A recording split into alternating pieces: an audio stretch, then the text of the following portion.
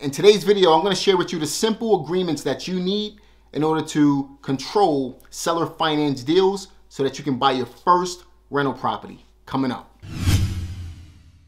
Hey, what's going on, everybody? It's Jamel Gibbs. Welcome to another video. Listen, in today's video, I'm going to share with you the simple documents that you need in order to start controlling real estate so that you can buy and hold properties using a simple strategy called seller financing, or used interchangeably owner financing in real estate. Now, here's the deal. Recently I put together a video called Buy Your First Rental Property Even If You're Broke. If you haven't had a chance to check that video out, be sure to check it out up at the top. It's located in the cards, and I'll probably provide you guys with that video at the end of this video on the cards as well. But when I released that video just a couple of weeks ago, someone contacted me and said, hey, it'll be very helpful if you were to go through the agreement so that we can all understand what we're signing. And I am going to provide you with an overview of those particular agreements. But I want to say this, full disclosure, I'm not an attorney. I'm not trying to provide you with any legal advice. All I'm doing is sharing with you what works for me in my business. I highly recommend you speak to a local professional in regards to your particular situation in your local market. But with that being said, there's a lot of investors doing this nationwide. So just be sure to check your local laws. Make sure that you're following the law to the T. Make sure that you're following all of the rules, and understand that this is not being represented as legal advice for you. Even though I'm gonna be showing you an agreement, I'm not trying to provide you with any legal advice. Make sure you check with your attorney for that type of advice. So now that we got that off our chest, what I wanted to talk about today are the agreements that you need in order to buy your first rental property using seller financing. And I actually want to go into a little more detail. I kind of scratched the surface on it in that video up above that I mentioned called Buy Your First Rental Property Even If You're Broke. So today I'm just going to go into the agreements in a lot more detail so that you can get an overall idea of how to fill out these types of agreements and also what to look out for. So let's go ahead onto my computer right now and let's jump right in. All right, so we're here on a residential purchase agreement. And again, one thing I want to mention once again is be sure to check with your local state attorneys to make sure that this contract is valid for your purposes. All right, but for the purposes of this particular video, I'm just going to go through this particular agreement. I'm not going to go through the entire thing. It'll take forever for us to do that, but I am going to go through some of the main points so that you know exactly what to fill out. And then what you can do is go ahead and review this agreement on your own as well. It's pretty self-explanatory. So on the first line here, it says the parties, and it basically goes in to say this real estate purchase agreement made on whatever day it is, and as you can see, effective date between a business entity or you personally, and you can edit this out. This is a Word document known as such and such trust.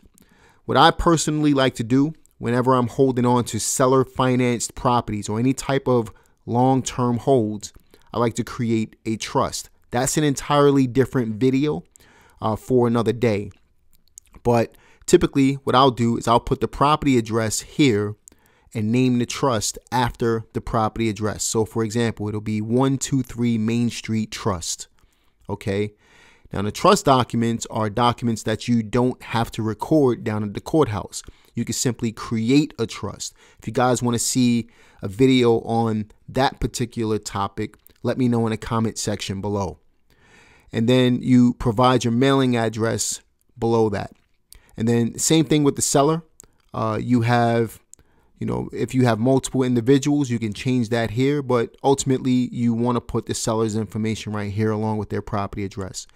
Now with the legal description, what we typically do is we'll provide a brief description of the property. So for example, on this contract, we use townhome. If it's a single family home,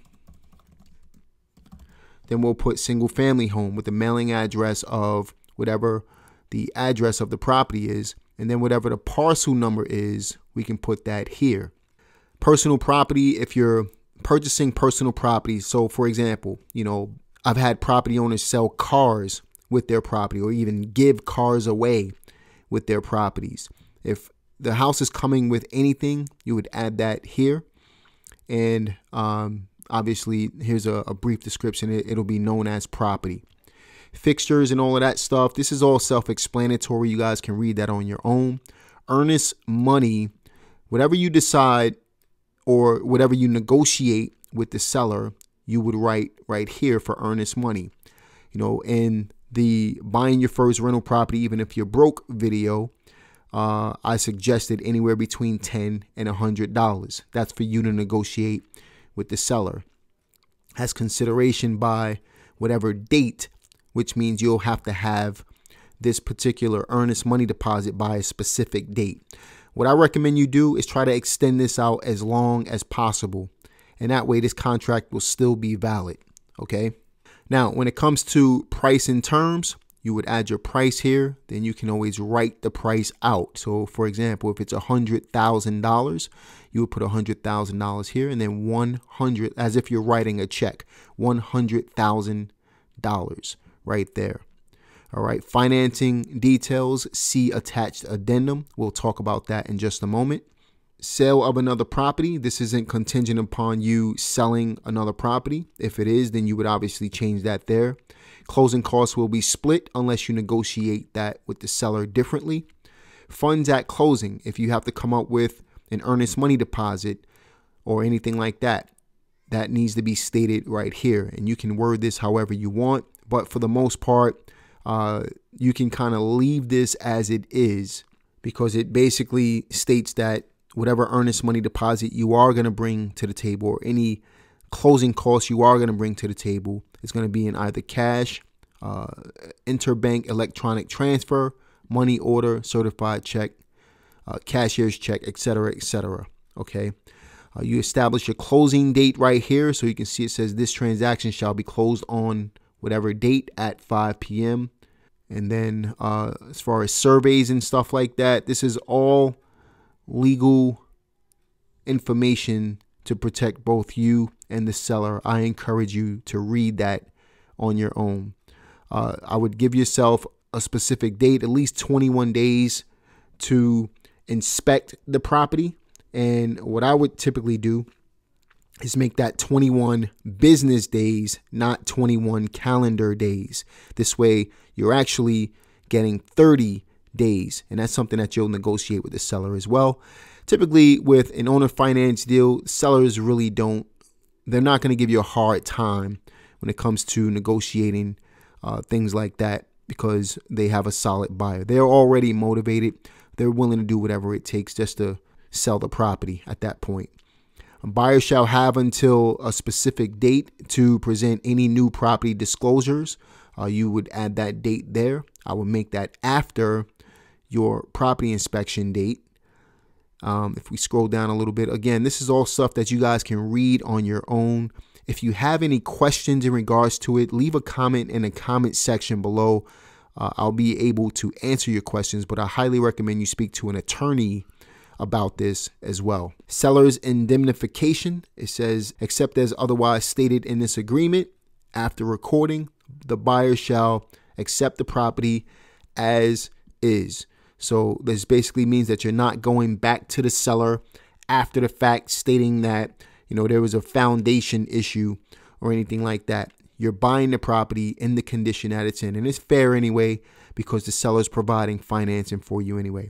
But this is basically a standard real estate investing contract. It really is. If you look at this compared to another real estate contract, you'll notice a lot of similarities, if not it being the same exact type of contract. This is not a typical wholesaling contract. This has more legal mumbo jumbo in it for you to be able to protect both you and the seller, because you will, in a sense, be taking ownership of this property. So you want to make sure that your documents are intact for this type of deal. If you're wholesaling, you're really selling your agreement. So at that point, you're letting go and creating a profit for yourself for selling that agreement. Your end buyer, on the other hand, would be responsible at that point.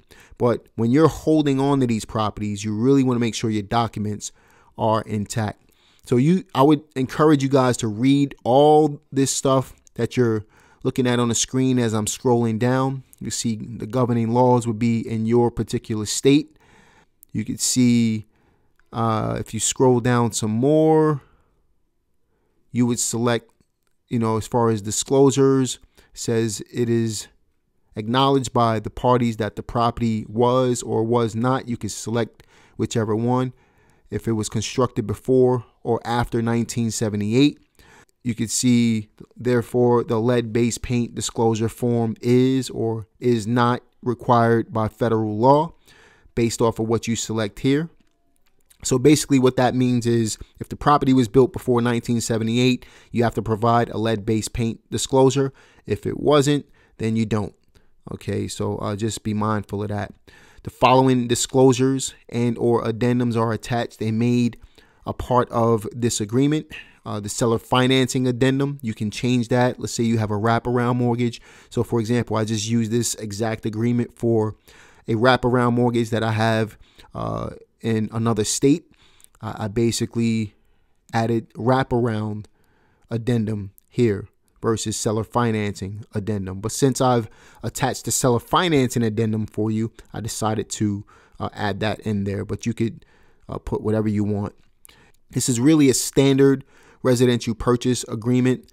Nothing fancy about it, but the real terms will come up in the seller financing addendum. And I'm going to go ahead and pull that up right now. And there you have it, the seller financing addendum.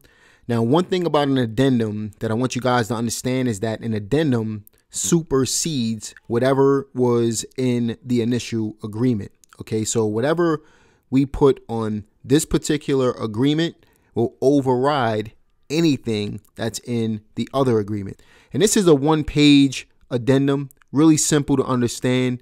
And it basically spells out the terms between you and the seller. So, for example, it says the parties. You obviously want to add you and the seller's information right here. The effective date that you guys are signing the agreement. And here's where it gets a little interesting. This is basically what I was explaining in my initial agreement. This is an agreement that we've created in order to do our seller finance deals. And basically what this says is you have the mortgage information as part of the purchase price stated in the agreement. Buyer shall execute and deliver to seller at closing a promissory note. And basically an attorney is going to take care of this for you. So you don't have to worry about providing a promissory note. But it's going to typically be in the first position because this is a true 100% seller finance deal, which the owner owns the property free and clear. So the seller will have first position at that point, and you're going to put the amount here. So if you negotiated, let's just say $100,000 with $5,000 down, you're basically financing $95,000, which is the difference between what you decide to put down and what you're going to be financing from the seller. Now, here's the financing terms. It says the seller's financing terms shall be, notice I put fixed monthly payment amount. So if you negotiate $500 per month, each payment will be applied toward the purchase price. So you want to put $500 per month right here. Okay. Another thing you can do is you can just put a certain amount right here, just like this, and you can put per month, just like that, right? So $500 per month or whatever you negotiate with the seller. Your term will be, remember I mentioned to set a term in months. So if you negotiate 120 months or 60 months or 75 months, you will put 75 months here. And a balloon mortgage, which is basically a lump sum amount, will be due, which is basically the balance due in full on whatever date is after this particular month. So for example, let's just say you negotiated 100 months, which is basically 100 payments. On the 101st payment, you got to find out whatever that date is and add that date right there. It says all of the above should comply with the requirements of Dodd-Frank. It says taxes, all real property taxes shall be escrowed or shall not be escrowed. That's something for you to negotiate with the seller. If not escrowed, proof of payment shall be furnished at the request of the mortgage holder within 5 days. It says all real property and liability insurance shall be escrowed or shall not be escrowed. Same thing. The seller has 5 days to take care of that. I would recommend getting an investment policy, an investor's rental policy on this particular deal, where you're going to be renting the property out as an investor. Make sure you get a rental policy on this particular type of deal. Okay. Prepayment. Basically, you don't want a prepayment penalty. So this says that you will not get a prepayment penalty. Late payments, that's something that you can negotiate with the seller as well. Honestly, if I'm going to be late, I'm going to give the seller $20, $25 just in good faith. Make sure you take care of the sellers. You don't want to beat the seller up. You want them to feel comfortable with the situation. So be fair with them and negotiate something that both of you are comfortable with and add that right there. All right. So I recommend you, again, speak to an attorney about this stuff and just get familiar. I just wanted to go through the documents pretty much so that you can understand what's in them. As you can see, the initial document, the initial agreement is a standard agreement. This is what creates the financing terms for you. So be sure to get familiar with both documents. Then you simply sign down at the bottom.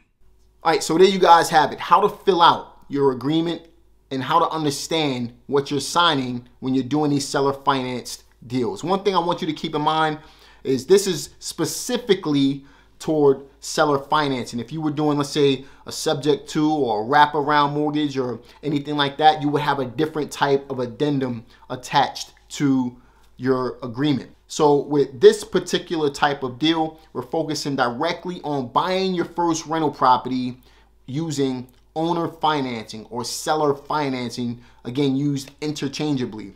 All right, so be sure to watch this video again. If you have any questions, make sure you leave them in the comment section below. Be sure to like this video, subscribe to my channel, click the notification bell, and I'll see you guys on the next one. Peace.